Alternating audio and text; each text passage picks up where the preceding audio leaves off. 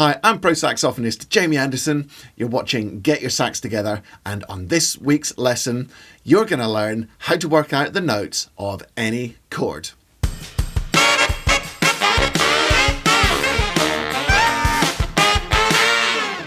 Welcome back to another Get Your Sax Together, Sax Up Your Sunday lesson. So often when I teach my students, they want to be able to improvise, they want to be able to understand chords, but they don't know how to work out the notes. Now, your first port of call is to go to my playlist on harmony and theory for beginners. That's going to take you from zero to hero, literally, in 4 easy lessons. Now, part 2 is the one that you really want to be focusing on for this lesson. So the first thing you want to do is go and check out that episode. But I know not everybody wants to do that. So in this lesson, I'm just going to run straight through how to work out the note of any chord using 2 simple methods. Now, just before we steam into that, I'm going to give you some free goodies as usual. First of all, there is a PDF with all the chords written out and all the notes, and that is available on the link below, and it's at getyoursaxtogether.com/chords for that awesome PDF with the notes for all the different chord types. Second thing you can do, if you're a beginner on saxophone, I've got a deluxe finger chart with the fingerings for every note, all the alternatives, and all the altissimo notes. You can get that at getyoursaxtogether.com/finger chart. And finally, if you haven't already watched it, please do go and check out my free 1-hour Saxophone Success Masterclass, where I run through a bunch of useful stuff. It's 60 minutes of solid teaching that I would teach any one of my pupils. You can get that at getyoursaxtogether.com/masterclass. Okay, I'm off script for this lesson, so anything can happen. I'm probably going to be bumbling my way through it, but let's give it a go. And we're going to start by learning about triads.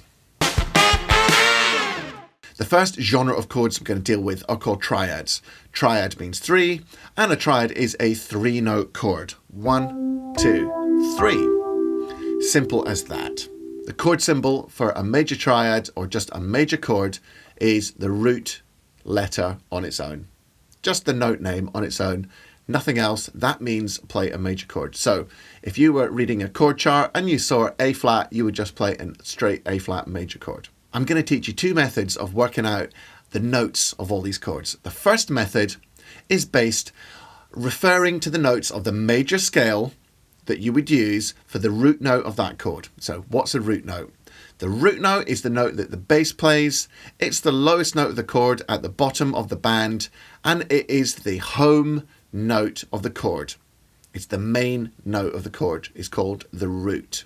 You would take the major scale for the root of that chord, and you'd play the 1st, 3rd, and 5th notes of that scale to get a major triad. So if we were in C, 1, miss out 2, 3, miss out 4, 5.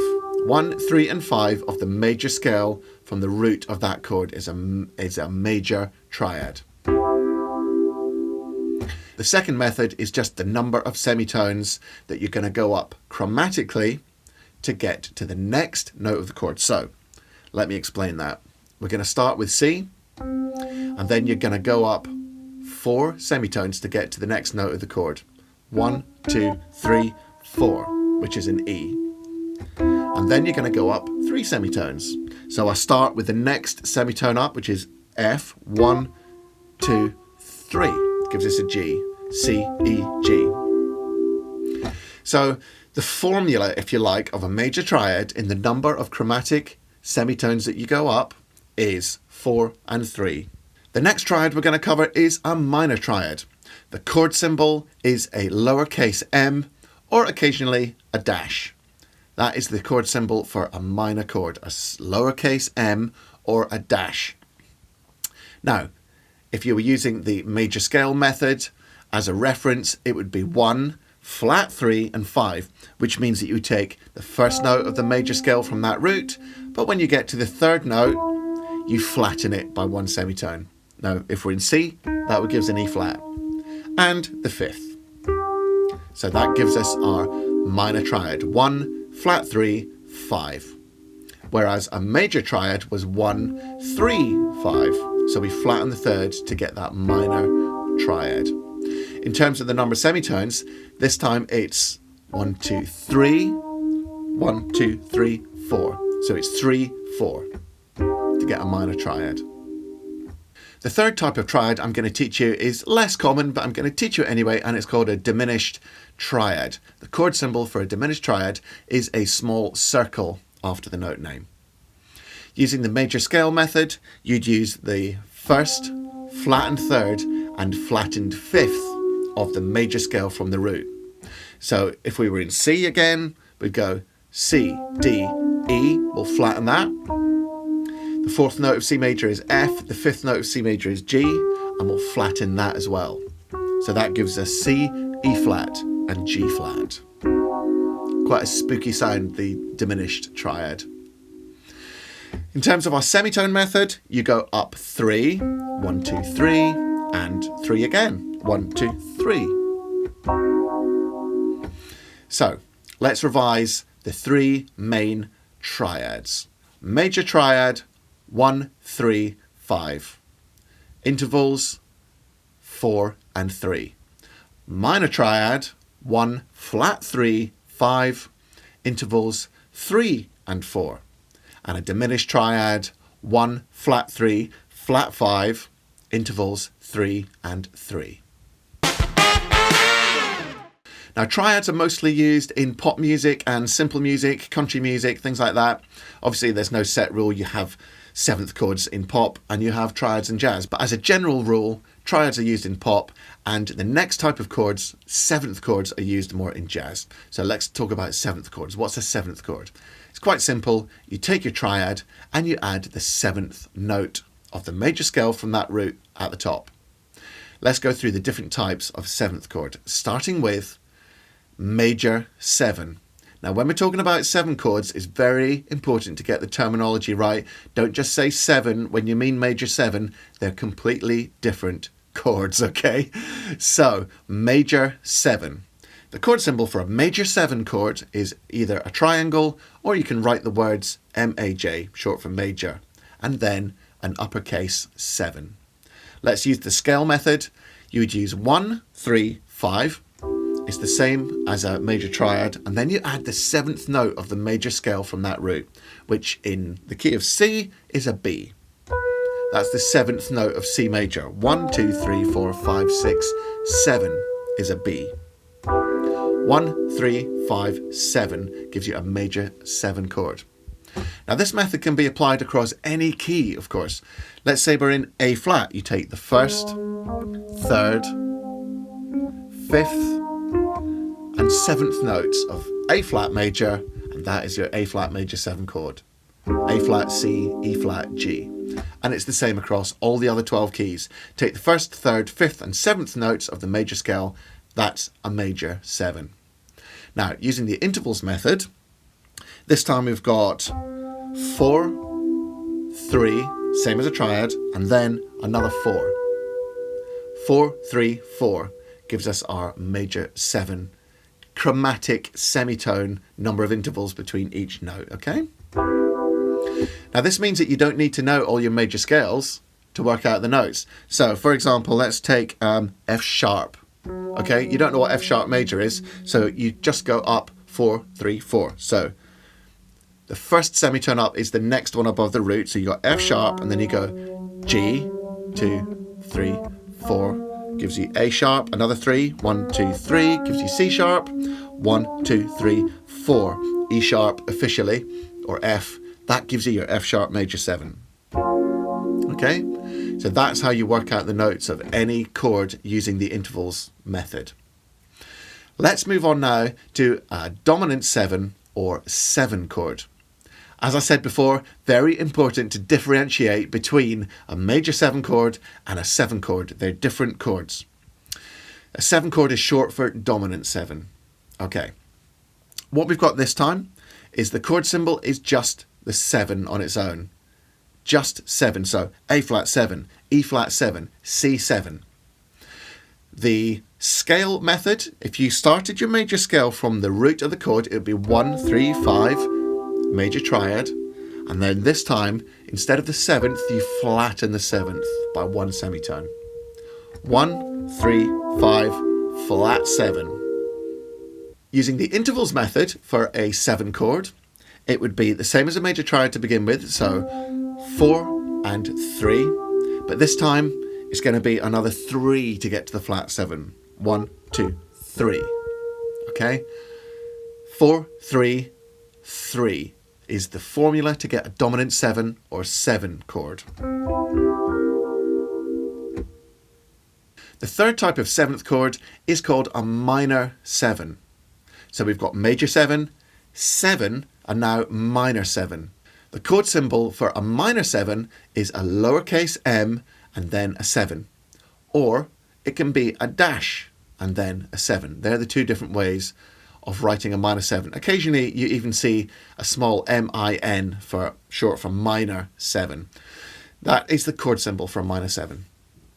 Now this time it's like a dominant 7, but we're going to flatten the third as well. So if you were starting on a root, and we're going to start on C again, if you were doing a normal C major scale, the third note would be an E, but we're making it an E flat. That's a flattened third.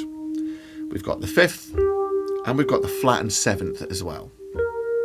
So C, E flat, G, and B flat. Root, flat third, 5th, flattened 7th, in reference to the major scale that you would normally get from the root. That's the key. Let's look at it in intervals now. It's going to be, you got your root and then you go up 3 and 4. That gives you your minor triad from before, and then another 3 to get the flattened 7th. The fourth and less common type of 7th chord I'm going to teach you is called a minor 7 flat 5 or half diminished. They both mean the same thing, half diminished or minor 7 flat 5. Now, when you call it minor 7 flat 5, I think you know where this is going already. It's already spelt out in the chord symbol. The chord symbol for a minor 7 flat 5, you can have two different chord symbols. One is the same as a minor 7, but then add a small flat 5 after it. Or you can have a circle with a diagonal line through it. They're the two chord symbols for a minor 7 flat 5 or half diminished chord. Using the scale method, based on the major scale that you would normally have from the root of that chord, we're going to have the root, flat 3, flat 5, and flat 7. Root, flat 3, flat 5, flat 7. Now, using the intervals method, that would be 3, 1, 2, 3, another 3, 1, 2, 3, and you can see that gives us our diminished triad from before, and then 1, 2, 3, 4. So 3, 3, 4 are the number of semitones between each chord note of a minor 7 flat 5. That's a less common chord type, the minor 7 flat 5. Nice sound though. It's usually used in 2-5-1s to a minor key, but we're not talking about functional harmony today. Let's have a quick recap of those 4 main 7th chord types. Major 7 is 1, 3, 5, 7, natural 7. And the intervals are 4, 3, 4. A 7 chord or dominant 7th chord is 1, 3, 5, flat 7. And the intervals are 4, 3, 3. A minor 7 chord is 1, flat 3, 5, flat 7. And the intervals are 3, 4, 3. And finally, the minor 7 flat 5 is 1, flat 3, flat 5, flat 7. And the intervals are 3, 3, 4. Those 4 7th chords are going to be the vast majority of the 7th chords that you need to know. And there's only 4 of them, so it's not too bad. However, I'm going to give you 2 more 7th chords just for the sake of completeness. The first one is a diminished 7th. The chord symbol for a diminished 7 is a circle followed by a 7.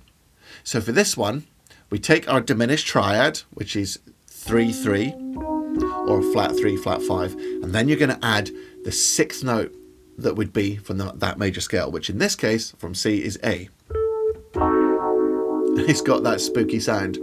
So in number of semitones, it's 3, 3, 3. which gives it that real spooky sound. The other worthy mention in the seventh chords is a minor triad, but with a major seventh. The chord symbol for a minor major is simply a small m or a dash followed by a triangle. So minor, major, or sometimes you'll see a minor with a natural 7. So that would be root, flat 3, 5, major 7. And that's got a really lovely sound to it. That is called a minor major chord. Minor major.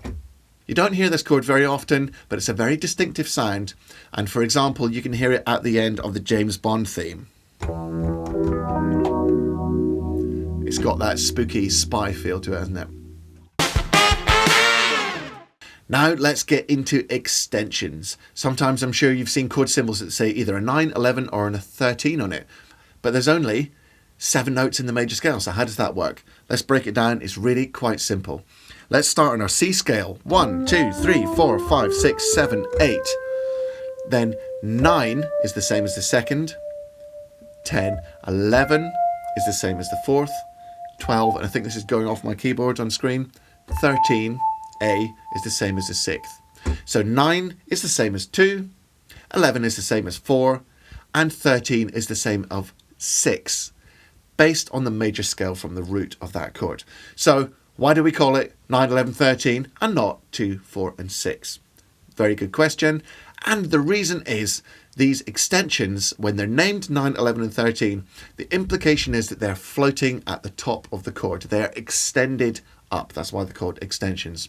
So the 9th, 11th and 13th of a chord, they get added to 7th chords as higher extensions in the chord. So, for example, if you had a C7, there's C7. If you had a C9, you would be a D on top. Now these extensions can be altered, flat or sharp. You can have a flat 9, which means taking that 9th and flattening it by a semitone, or a sharp 9, which means taking that 9 and raising it by a semitone. So if we have basic C7, 1, 3, 5, flat 7, there's the 9th, which is D. To make that a sharp 9, you make it a D sharp. That's quite a funky sound. I'm sure you recognise that. You could also have a flattened 9th. Basic 7 chord. There's the 9th. Let's flatten it to D flat. There's a flat 9 chord. Now the same is true of the other extensions. However, you don't flatten the 11th, because if you flatten the 11th, you just get the third of the chord. So the 11th is just sharpened. When you get to the 13th, which is A, if you have a sharp 13, well, that's just the flattened 7th of the chord, so you don't get that either. You only have flattened 13ths or sharpened 11ths, or 11ths or 13ths. The 9th can be flattened or sharpened. The twist in the tail is sometimes you do have chords with a 2, a 4 or a 6. So in pop music you'll often have a major triad add 2. Now the implication of that is that the 2 is kind of in the middle of the chord, not stuck at the top of the voicing. So major add 2, which would just be a triad, and then you write add 2, would be like a normal triad, and then you add the second note, which is D. And that gives you that nice open poppy sound, which you hear so often in pop music. When it comes to 4, you get sus4 chords. That's short for suspended fourth. Now what that means is, instead of the third in the chord, you play the fourth. And that is called a sus4. You just write sus and then 4. So C sus4 would be C, the root, the fourth and the fifth. And it gives that sound. Quite often the sus4 is resolved to the 3. Like that. And finally, when it comes to the 6th, often in jazz, the home key, instead of being a major 7, is a 6 chord. But it's not the same as a 13th chord. When you say a 13th chord, that means it's a 7th chord with a 13th. A 6th chord is a major chord, and you just add the 6th note of the scale. So 1, 3, 5, there's our home major triad. Let's add the 6th, A. That's a 6th chord. The last thing we've got to cover with chords is when you have a different bass note from the top chord. Sometimes these are called slash chords and sometimes these are called inversions. Now all you do is you have your main chord symbol, you have an angled slash, and then you have a note at the bottom. What that means is play the top chord and the bass note is the note underneath the slash. For example, if we had C over E, you would take a normal C chord, 1, 3, 5, and you would put an E in the bass.